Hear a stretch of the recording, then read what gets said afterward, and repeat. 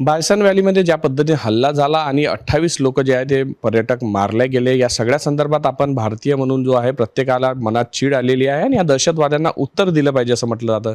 या सगळ्या संदर्भात बोलण्यासाठी आपल्यासोबत जे आहे सेवानिवृत्त major general Anil Bam sir आहे, त्यांच्याकडून जाणून घेऊ की भारत कशा पद्धतीने उत्तर देऊ शकतो. सर, तुम्ही जसं म्हणाले की उत्तर कसं देऊ शकतो, उत्तर हे द्यायलाच पाहिजे. आणि पुष्कळदा प्रश्न येतात की आपण पहिले कारवाई का नाही करत. ॲज अ पॉलिसी आपला देश आहे जिथे डिफेन्स सर्व्हिसेस आपण म्हणतो, defence is the actual position. आणि जर का कोणी आपल्याला छेडखानी केली तर त्याचं उत्तर दिलं जातं. आणि उत्तर दिलं जातं खूप जबरदस्त तरीकेने, ज्याने दुश्मनला कळेल की आपण काय केलं, हे कसं करायला नको करायला होतं. आणि जसं बैसरांमध्ये झालं, हे जे कृत्य केलं आहे दहशतवाद्यांनी हे फार निर्मम आहे. आणि हे जितकी भर्त्सना करू तितकी कमी आहे. पण नुसती भर्त्सना करून चालणार नाही, आपल्याला ह्याचं प्रत्युत्तर द्यायलाच पाहिजे. आणि अशा लेवलला द्यायला पाहिजे की जिथे पाकिस्तान कमीत कमी ह्या वेळा तरी धडा शिकेल. कारण म्हटलं जातं की पाकिस्तान कधीच धडा शिकत नाही. त्यांची एक पॉलिसी आहे जी की लो कॉस्ट पॉलिसी आहे. ते म्हणतात we will bleed India into 1000 cuts. म्हणजे आपण छोटी छोटी कारवाई करून भारताला त्रास देत राहू, त्यामुळे भारत कधीही स्थिर होणार नाही. पण ते दिवस लदले आता. आणि जेव्हा आपण कारवाई करू आपल्याला सगळ्यांना दिसेल की जी कारवाई होईल ती खूप जबरदस्त आणि हेवी लेवलची होईल.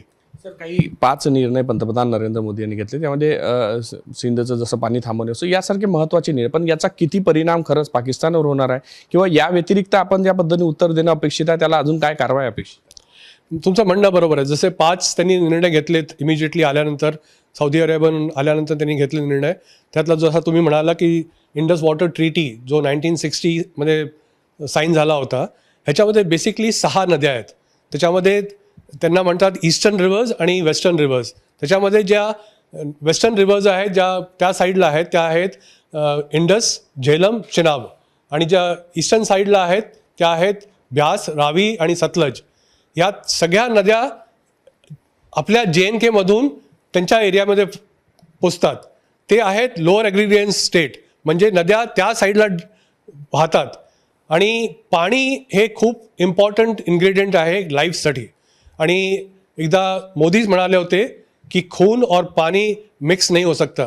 अगर जेव्हा ते आपलं रक्त वाहतात त्यांना पाणी देणं बिलकुल जरुरी नाही आहे. आणि जे 24 मिलियन पाकिस्तानी आहेत, जर का आपण पाणी बंद केलं तर त्यांचे विदिन अ फॉर्टनाईट म्हणजे 15-20 दिवसामध्ये त्यांच्या हालत अशी होईल की त्यांना कळणार नाही जायचं कुठे.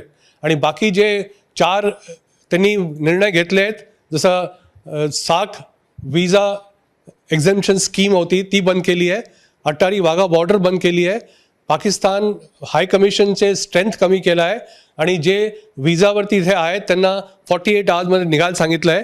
हे खूप दमदार आणि इनिशियल लेवलला घेतलेले निर्णय आहेत. ह्याचा खूप दूरगामी परिणाम होईल. सर, ज्या पद्धतीने आपले युद्ध सैनिक तयारी करत आहे असं बोललं जात आहे आणि सडेतोड उत्तर दिलं जाईल, म्हणजे एअरफोर्स असो, लष्कर असो, सगळ्या अनुषंगाने तयारी करत आहे. आपण तयार आहोत त्या युद्धासाठी आणि कशा पद्धतीनं त्यांना उत्तर दिलं पाहिजे? सैन्य नेहमी तयार असतं.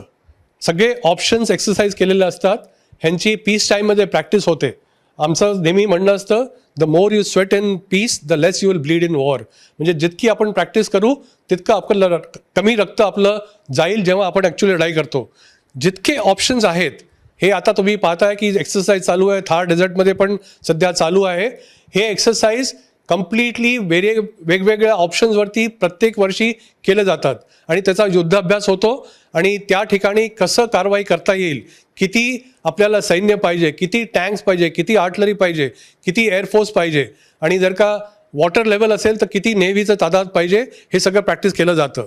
त्याच्यामुळे जेव्हा भारताला सांगितलं जाईल किंवा जेव्हा गो अहेड मिळेल आणि बलून ऑफ होईल, तेव्हा इमिजिएटली शॉर्ट ड्युरेशनमध्ये आपलं सैन्य तयार राहील. आणि ऑप्शन्स आपले इमिजिएटली आपल्याला ते अख्तियार करता येतील. त्याच्यामध्ये शॅलो असू शकतात, मीडियम लेवल असू शकतात किंवा डीप लेवल असू शकतात. It could be single service, it could be bye service, it could be try service. हे तिन्ही ऑप्शन्स आपल्याकडे आहेत आणि हे तिन्ही ऑप्शन आपण एक्सरसाइज करू शकतो. सर, पाकिस्ताननं ज्या पद्धतीनं ह्या दहशतवादाच्या माध्यमातून जरी हल्ला करून घेतला, कधीतरी खोटाटेपणा नेहमी त्याचा समोर आलेला, अनेकदा ते स्वीकारतात आम्ही केलं नाही आणि त्यांच्याच लोक त्याचं दहशतवादी असतात. तर या सगळ्यामध्ये यावेळेस जो पुन्हा खोटाटेपणा करताय, तर त्यांना काय नेमकं करायचं का असतं? या सगळ्या माध्यमातून त्यांना स्वतः सेफ राहायचं असतं, एकीकडे भारतासोबत संबंध दाखवायचे आणि दुसरीकडे अशा कारवाई करायच्या? बिलकुल, हे पाकिस्तानची फितरत आहे. ते कधीच ॲक्सेप्ट करत नाहीत की जे दहशतवादी आले होते ते आम्ही सपोर्ट केलेत किंवा आमच्याकडनं आलेत. आज तर कहर झाला जेव्हा डेप्टी प्राईम मिनिस्टरनी म्हटलं की हे स्वतंत्र सेनानी असू शकतात आणि त्यांनी भारताच्या विरुद्ध बंड केला आहे. त्या माणसाला स्वतःला लाज वाटली पाहिजे असं बोलताना, कारण पूर्ण जग आणि जगाला माहिती आहे की काय झालेलं आहे. पूर्ण जगाला हेही माहिती आहे की जितकं त्रास भारतामध्ये होतो आतंकवाद्यांमुळे, हा कम्प्लिटली पाकिस्तान स्पॉन्सर्ड आहे. आणि ते आतंकवादी इथे सक्सेसफुल का होतात? कारण इथे लोकल सपोर्ट त्यांना अवेलेबल आहे.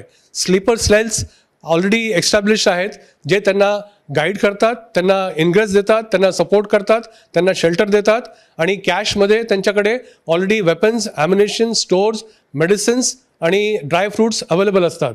त्याच्यामुळे त्यांना नुसतं लाईट वेपन घेऊन एंट्री करता येते. आणि हा सीझनच आहे, समर सीझन, ज्याच्यामध्ये कारण पासेस सगळे उघडे असतात, सगळे स्नो बाउंड एरिया उघडलेला असतो. त्याच्यामुळे या सीझनमध्ये मॅक्सिमम कारवाई करणं आणि होणं हे खूप दरवर्षी पाहिलं जातं. आणि आपल्याला हेही माहिती आहे की जो टेररिस्ट किंवा आतंकवादी भारतामध्ये येतो तो इथून सरळ त्याची जर्नी फक्त जहन्नममध्ये होते. सर, ज्या पद्धतीने आता हे प्री प्लॅनच असलं पाहिजे, ज्याबद्दल समोरचा तुम्ही उल्लेख केलेला आहे, यावेळेस येणं अपेक्षित होतं, म्हणजे याची प्लॅनिंग अगोदरच झाली असावी. कुठंतरी ह्या सगळ्या माहिती आपल्यापर्यंत पोहोचल्या नव्हत्या काय? आपण त्याच्यात कमी पडलो? तुम्ही म्हणता तसं खरं आहे की प्लॅनिंग केल्याशिवाय कुठलाही आतंकवादी हमला होऊ शकत नाही. आणि त्याच्यासाठी प्लॅनिंग करायच्या आधी ते रेकॉनेसन्स करावं लागतं, ज्याला आपण रेकी म्हणतो. तिथे रूट ऑफ इनग्रेस म्हणजे यायचं कुठून आणि पळून कुठनं जायचं, पळून गेल्यानंतर कुठल्या हायडआउटमध्ये आपण राहायचं, तिथे काय सिस्टम आहे आणि ते ऑफ द ट्रॅक आहे की नाही, हे सगळं ट्रेनिंग त्यांना पण मिळालेलं असतं. हे ट्रेनिंग आपल्याला पण मिळालेलं असतं. पण जसं म्हटलं जातं की ह्या वेळेला is it a intelligence failure? Intelligence failure नाही म्हणता येणार, कारण आतंकवादी आपला सरप्राईज आणि आपली लोकेशन तो चूज करतो आणि तो असं लोकेशन चूज करतो जे की सॉफ्ट टार्गेट आहे. आता आपण पाहिलं की हे सगळे पर्यटक होते, निहत्थे होते, अशा लोकांना मारणं आणि आपण म्हणतो हे भ्याड कारवाई आहे. भ्याड असो का जोरदार असो, आपलं नुकसान होतं हे नेहमी खरं आहे. सर, आपलं नुकसान होतं, पण यावेळेस आता जसं सर्जिकल स्ट्राईक नंतर पुन्हा देशभराच्या वासियांच्या अशा अपेक्षा आहे की काहीतरी मोठं घडेल. काय वाटतं? तुम्ही स्वतः राहिलेलं आहे, काम केलेलं आहे. तुमचं म्हणणं बरोबर आहे, पण मी खूप छोटा अधिकारी आहे आणि सध्या निवृत्त आहे.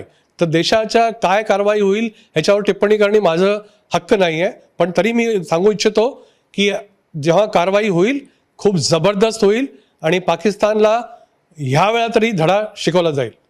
नक्कीच ज्या पद्धतीनं हा हल्ला झाला, सर्वत्र देशवासियांमध्ये संताप आहे आणि यावेळेस सडेतोड उत्तर जो आहे ते पाकिस्तानला दिलं पाहिजे अशी प्रत्येक भारतीयांची अपेक्षा आहे आणि तसंच काहीतरी घडेल असा विश्वासही जो आहे तो अनिल बामसरांनी व्यक्त केलेला आहे.